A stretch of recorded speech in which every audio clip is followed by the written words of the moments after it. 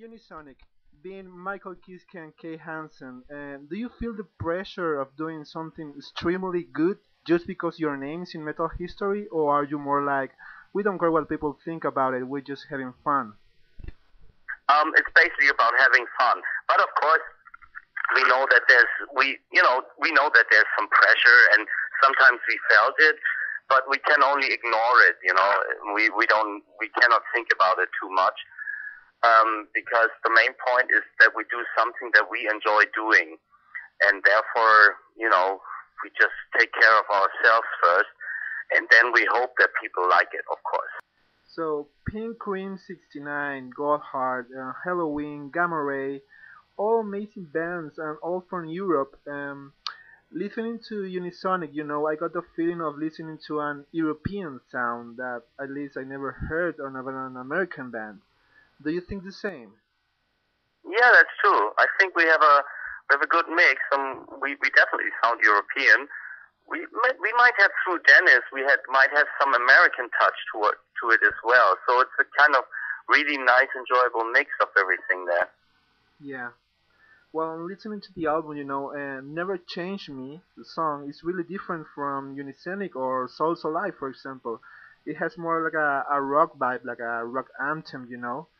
So Yeah, it seems like you didn't want to make a plain power metal album or a plain genre album.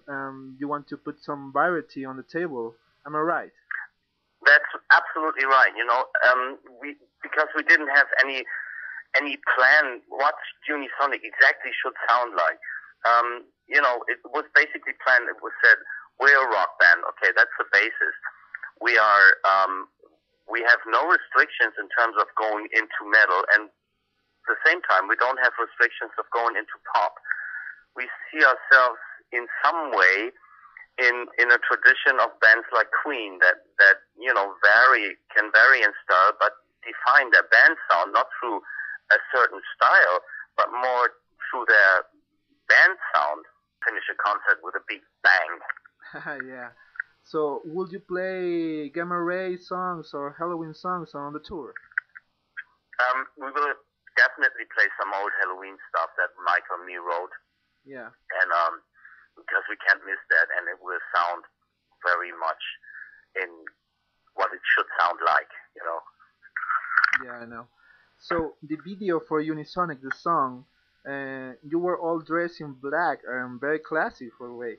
So it seems like the days of long scrambled hair, tons of beers, and groupies are behind. So how do you see yourselves now? I mean, like mature headbangers, or do you still see you as young, wild, crazy guys with guitars? I think we're somewhere in between, because we're a part of us um, still refuses to grow up. So some part of us is still little boys. On the other hand, of course, we have grown up a bit, and we've become older. We've matured a lot. We're a little wiser than we were when we were kids. We're not kids anymore, but some parts of us still remain little kids.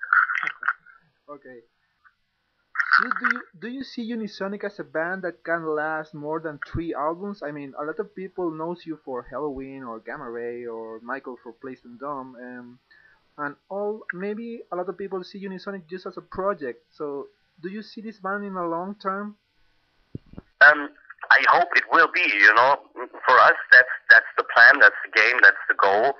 You never know what the future will bring. And if maybe in 2 years we hate each other, but I don't think so. It feels very, very good, and we are planning to do a lot more and last a long time, definitely. Okay. Um, in a possible second album for Unisonic, do you see playing the same styles or the same kind of songs, or do you see this man as experimental, changing sounds or something like that? Or maybe is there something you want to try with these guys? I think we're open to pretty much of everything between pop, rock, hard rock, and metal.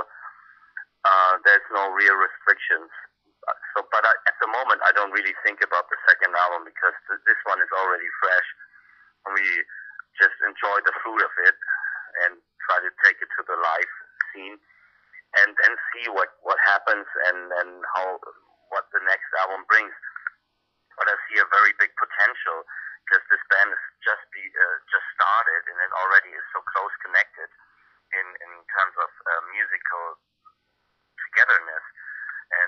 when we tour together, this will bring us even closer together, and I think that opens even more possibilities to great music. Oh, great. So in the recording process for Unisonic, were there songs that were left behind on the studio that you saved for another occasion, or you recorded everything you create? Um, Actually, there's one more song that we started recording, but we didn't finish it. Let's see if it happens later on.